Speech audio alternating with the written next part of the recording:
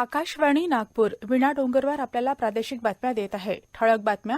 राज्यात कायदा सुव्यवस्था राखण्यासाठी सर्वांनी सहकार्य करा. उपमुख्यमंत्री अजित पवार यांचं आवाहन. सामाजिक सलोखा कायम राखण्यासाठी सामूहिकपणे प्रयत्न करूया. नागपूरचे पालकमंत्री डॉ. नितीन राऊत यांचं आवाहन. उत्तर भारतातील वाढत्या कोरोना रुग्णसंख्येच्या पार्श्वभूमीवर नागपूर शहरासाठी सतर्कतेचा इशारा. आणि माजी केंद्रीय गृहसचिव डॉ. माधव गोडबोले यांचं आज पुण्यात हृदयविकारानं निधन. महाराष्ट्रवासियांनी सर्व सण उत्सव शांततेनं जातीय धार्मिक सलोखा राखून साजरे केले पाहिजेत. आपापसातले प्रश्न सामोपचारानं सहकार्याच्या भूमिकेतून सोडवले पाहिजेत. शांतता कायदा सुव्यवस्थेचा प्रश्न निर्माण होतो तेव्हा पोलिसांवर ताण येतो. सर्वसामान्य नागरिकांना किंमत मोजावी लागते हे लक्षात घेऊन राज्यात कायदा शांतता सुव्यवस्था कायम राखण्यासाठी सर्वांनी सहकार्य करावं असं आवाहन उपमुख्यमंत्री अजित पवार यांनी आज मुंबईतील सह्याद्री अतिथीगृहात आयोजित सर्वपक्षीय बैठकीत केलं. सर्वोच्च न्यायालयानं धनिक्षेपकासंदर्भात दिलेला निर्णय सर्वांसाठी बंधनकारक असून त्यासंदर्भात केंद्र सरकार त्यांच्या तर राज्य सरकारं त्यांच्या पद्धतीनं अंमलबजावणी करतील. राज्याचा गृह विभाग नियम कायद्यानुसारच कार्यवाही करेल. कायद्यापेक्षा वेगळी भूमिका घेणार नाही. सर्वांना विश्वासात घेऊन सर्वांच्या सहकार्यानं एक चांगला मार्ग निघावा असा राज्य सरकारचा प्रयत्न आहे. राज्यात शांतता कायदा सुव्यवस्था जातीय सलोखा राहावा. सौहार्दाचं वातावरण बिघडू नये यासाठी सर्वपक्षीय नेत्यांनी आणि नागरिकांनी सहकार्य करावं असं आवाहनही पवार यांनी यावेळी केलं. पवार यांच्या अध्यक्षतेखाली झालेल्या या बैठकीत गृहमंत्री दिलीप वळसे पाटील, सार्वजनिक बांधकाम मंत्री अशोक चव्हाण, पर्यावरण मंत्री आदित्य ठाकरे, नगरविकास मंत्री एकनाथ शिंदे, परिवहन मंत्री अनिल परब, मुंबईचे पालकमंत्री अस्लम शेख, शेकापचे जयंत पाटील, बहुजन विकास आघाडीचे हितेंद्र ठाकूर, लोकभारतीचे कपिल पाटील, मनसेचे बाळा नांदगावकर, समाजवादी पक्षाचे रईस पठाण इत्यादी विविध पक्षांचे प्रतिनिधी उपस्थित होते. दरम्यान भोंग्याच्या वापरासंदर्भात सर्वोच्च न्यायालयानं दिलेल्या निर्णयाचं पालन करत राज्यात कायदा आणि सुव्यवस्था स्थापित करण्यासाठी राज्य सरकार चोख कामगिरी करत आहे असं गृहमंत्री दिलीप वळसे पाटील यांनी सांगितलं. धार्मिक स्थळावर लावलेल्या भोंग्यासंदर्भात चर्चा करण्यासाठी झालेल्या सर्वपक्षीय बैठकीनंतर ते बातमीदारांशी बोलत होते. पंतप्रधान नरेंद्र मोदी आज रायसीना संवादाचा प्रारंभ करतील. युरोपीय आयोगाच्या अध्यक्षा उर्सुला वोन डेर लेयन या संवादातल्या प्रमुख पाहुण्या असतील. त्यासाठी त्या आधीच भारतात पोहोचल्या आहेत. वेगवेगळ्या देशांचे माजी पंतप्रधान आणि इतर मान्यवर या संवादात सहभागी होतील. या संवादाची ही 7वी आवृत्ती असून यावेळी भूमी, उत्कटता, अधीरता आणि संकट या संकल्पनेवर हा 3 दिवसांचा संवाद आधारित आहे. लोकशाही ते तंत्रज्ञान आणि जागतिक आरोग्य ते भारत प्रशांत क्षेत्रापर्यंत 6 प्रमुख विषयांवर यावेळी चर्चा होईल. यात 100 सत्र होतील. त्यात 90 देशांमधले 210 पेक्षा जास्त वक्ते आपले विचार मांडतील. देशातून हिवताप आणि क्षयरोगाचं समूळ उच्चाटन व्हावं याकरिता केंद्र सरकार एक सर्वसमावेशक कृती आराखडा आखत आहे अशी माहिती केंद्रीय आरोग्य मंत्री मनसुख मांडवीय यांनी दिली आहे. जागतिक हिवताप दिनाच्या निमित्तानं नवी दिल्लीत आयोजित कार्यक्रमात ते आज बोलत होते. वर्ष 2030 पर्यंत देशाला हिवताप मुक्त आणि 2025 पर्यंत क्षयरोग मुक्त करण्याचं सरकारचं उद्दिष्ट असल्याचं त्यांनी सांगितलं. देशात हिवतापाच्या रुग्णांच्या प्रमाणात 86% घट झाली असून 2015च्या तुलनेत हिवतापामुळे होणाऱ्या मृत्यूंच्या प्रमाणात 79% घट झाली आहे असं त्यांनी सांगितलं. नागपूर महानगरपालिकेच्या हिवताप आणि हत्तीरोग विभागातर्फे जागतिक हिवताप दिनानिमित्त आज मनपाच्या 10ही झोन अंतर्गत विविध ठिकाणांहून हिवताप आजाराविषयी जनजागृती रॅली काढण्यात आल्या. भाजपा नेते किरीट सोमय्या यांच्यासह महाराष्ट्र भाजपाच्या शिष्टमंडळानं आज दिल्लीत केंद्रीय गृह सचिवांची भेट घेतली. राज्यात गेल्या काही दिवसात झालेल्या घडामोडींच्या पार्श्वभूमीवर ही भेट होती. दिल्लीतलं विशेष पथक महाराष्ट्रात पाठवून सखोल चौकशी करावी अशी मागणी या शिष्टमंडळानं गृह सचिवांकडे केल्याचं सोमय्या यांनी बैठकीनंतर बातमीदारांशी बोलताना सांगितलं. दरम्यान विधानसभेतले विरोधी पक्षनेते देवेंद्र फडणवीस यांनी यासंदर्भात केंद्रीय गृह सचिव अजय भल्ला यांना पत्र लिहिलं आहे. राज्यातल्या कायदा आणि सुव्यवस्थेवर या पत्रात प्रश्न उपस्थित केले आहेत. नागपूर शहरातील मुस्लिम समाज हा समजूतदार असून या समाजानं सामंजस्य दाखवून सामाजिक सलोखा शांतता कायम ठेवण्यास सहकार्य केलं आहे. यापुढेही कोणत्याही भडकाऊ वक्तव्य आणि कृत्यांना थारा न देता शांती अमन कायम ठेवण्यासाठी आपण सर्वजण मिळून प्रयत्न करूया असं आवाहन पालकमंत्री डॉ. नितीन राऊत यांनी केलं. यशोधरा नगर पोलीस स्टेशनच्या वतीनं काल ताजमहाल सेलिब्रेशन हॉल इथं आयोजित इफ्तार कार्यक्रमात ते बोलत होते. पोलीस आयुक्त अमितेश कुमार यावेळी उपस्थित होते.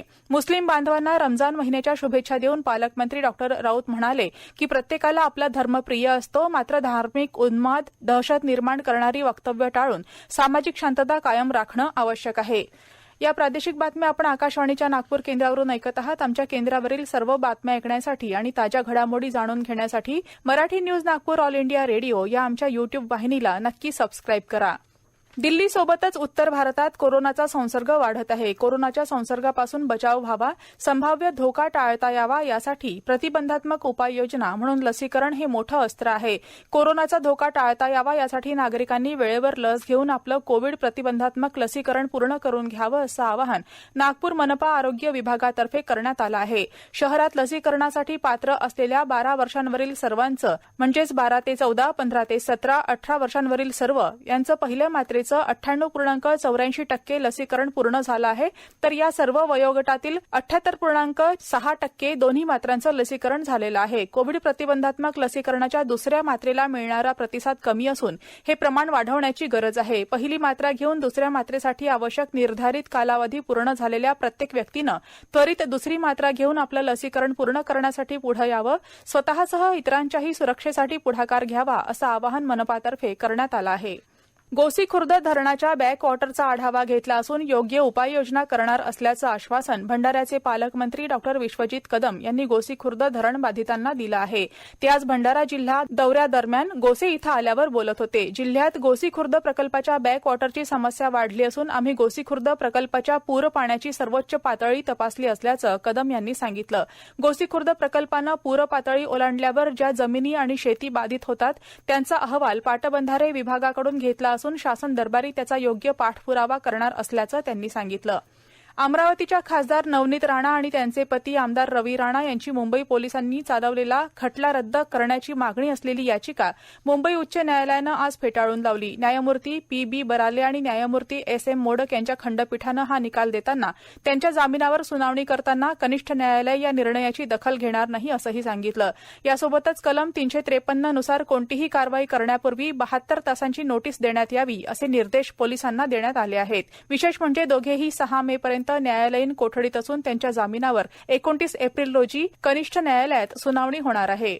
गडचिरोली जिल्ह्यात माजी राज्यमंत्री अमरीशराव आत्राम यांच्या अहेरी इथल्या राजवाड्यात तैनात पोलीस शिपायानं आज गोळी झाडून आत्महत्या केली. नितेश भैसारे असं या शिपायाचं नाव असून तो प्राणहिता पोलीस मुख्यालयात कार्यरत होता.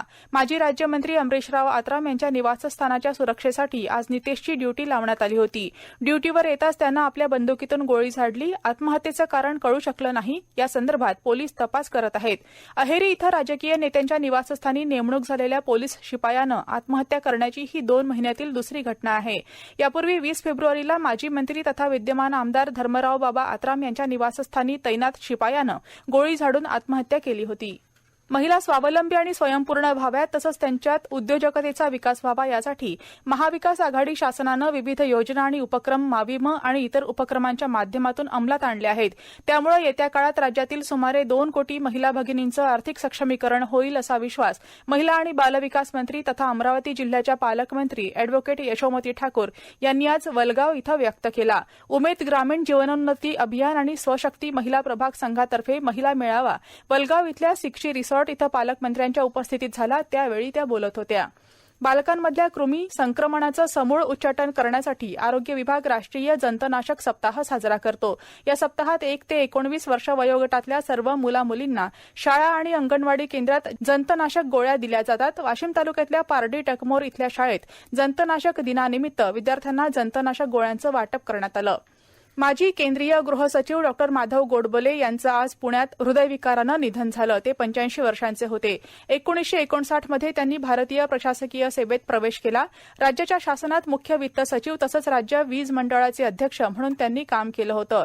केंद्र सरकारमध्ये पेट्रोलियम आणि नैसर्गिक वायू तसंच नगरविकास मंत्रालयाचे सचिव म्हणून त्यांनी काम केलं होतं. 1993 मध्ये केंद्र सरकारचे गृहसचिव असताना त्यांनी स्वेच्छानिवृत्ती घेतली होती.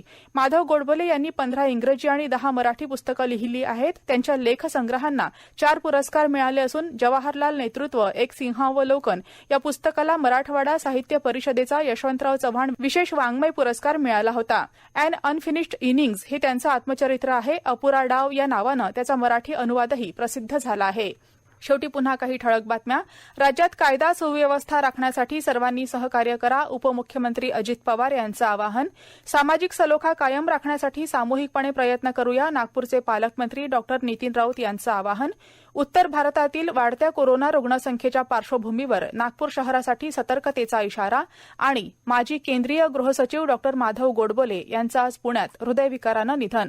आकाशवाणीच्या नागपूर केंद्रावरील प्रादेशिक बातमीपत्र संपलं. नमस्कार.